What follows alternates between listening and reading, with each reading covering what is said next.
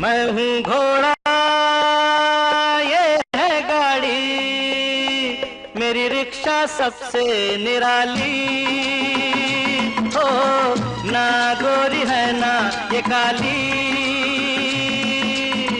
हो घर तक पहुँचा देने वाली। मैं हूँ घोड़ा ये है गाड़ी, मेरी रिक्शा सबसे निराली हो, ना गोरी है ना ये काली। हो घर तक पहुँचा देने वाली। पहिए के आविष्कार के साथ विकास के नए युग की शुरुआत हुई, लेकिन जैसे जैसे पहिए का स्वरूप बदलता गया, वैसे वैसे इस पहिए पर जिंदगी की गाड़ी खींचने वालों की जिंदगी भी बदलती चली गई। एक दौर था जब गांव से पलायन कर शहर आने वालों के पास साइकिल रिक्शा चलाकर आजीविका कमाने का विकल्प खुला होता था। उस दौर में दुपहिया और मोटर कारों की भरमार न होने से आने जाने और माल ढुलाई के लिए इन्हीं रिक्शों पर लोग निर्भर हुआ करते थे। मेहनतकश रिक्शा चालक अपनी दो टांगों की ताकत से हर दूरी तय कर मंजिल तक पहुंचाने का काम बखूबी कर रहा था। मैं रिक्शा वाला बेचारा, टूट गया हर एक सहारा, फिरता हूँ मारा मारा, रिक्शा वाला बेचारा। लल्लर लल्लर लल्ला, लल्लर लल्लर लल्ला।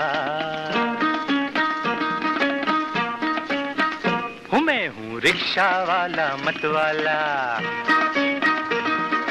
रिक्शा वाला मतवाला, रंग बिरंगे शहर के कोने कोने का हूँ रखवाला, रिक्शा वाला मतवाला, रिक्शा वाला दिल वाला, रंग बिरंगे शहर के कोने कोने का हूँ रखवाला, रिक्शा वाला मतवाला। मैं रिक्शा वाला है चार के बराबर ये दो टांग वाला, कहाँ चलोगे बाबू कहाँ चलोगे लाला, कहाँ चलोगे बाबू कहाँ चलोगे लाला, मैं रिक्शा वाला, मैं रिक्शा वाला। लेकिन मोटर की ताकत के आगे इंसानी जिस्म की ताकत कमतर होने लगी। धीरे धीरे ऑटो रिक्शा और दुपहिया की भरमार ने इन रिक्शा चालकों की आजीविका ही छीन ली। इन दिनों लगातार शहरों में साइकिल रिक्शा की संख्या घट रही है। उनकी जगह पेट्रोल और डीजल ऑटो ले रहे हैं। शेयर करने पर इनका किराया बेहद कम लगता है। उस तुलना में रिक्शा चालक अधिक पैसे मांगते हैं तो लोगों को ये कहां गंवारा होता, जिस वजह से रिक्शा चालकों के सामने जीवन यापन की समस्या लगातार विकराल हो रही है। रिक्शा चलाते ये सन 84 के पहले से रिक्शा ही चलाना है। तकलीफ बहुत होते, ऑटो निकल गए और उसके बाद सिटी बस निकल गए। जिन सवारी रिक्शा में जाते इसे ऑटो वाला हाथ धर के रिक्शा में बैठा लेते, जहाँ 20 के जगह है वहाँ 5 में ले जाते। पर प्लस महंगाई है ना, तो सवारी भी तुलना करते कि ऑटो में उतना लगते, सिटी बस में उतना लगते। तो हमन का कहना यही है कि ऑटो में मशीन लगे है, हमन के जांगर जाते है ना। हमन यही चाहतन कि बिलासपुर सिटी के अंदर हर जगह यानी रिक्शा स्टैंड अलग होना चाहिए। जहाँ पर रिक्शा है वहाँ पर मतलब ऑटो आके लगा देते, तो ऑटो में बैठ के सवारी चले जाती है ना। तो हम वही चाहते हैं कि रिक्शा स्टैंड अलग होना चाहिए और ऑटो का अलग होना चाहिए। एमा बहुत फर्क पड़ गए। जे में 200 रुपया कमाते हैं तो ले दे के 100 रुपया बनते है ना। ओकर बाद सामान के भी सामान तो बढ़ ही गए हैं, रिक्शा के भाव भी बढ़ गए हैं किराया, लेकिन हम उनके मेहताना नहीं बढ़े हैं। नहीं दिखत है भाई, वही तो बहुत मतलब रिक्शा बहुत कम ही हो गए। अब ऑटो भी है जिन सवारी ले जाते हैं वो डिलीवरी के काम करे लगी।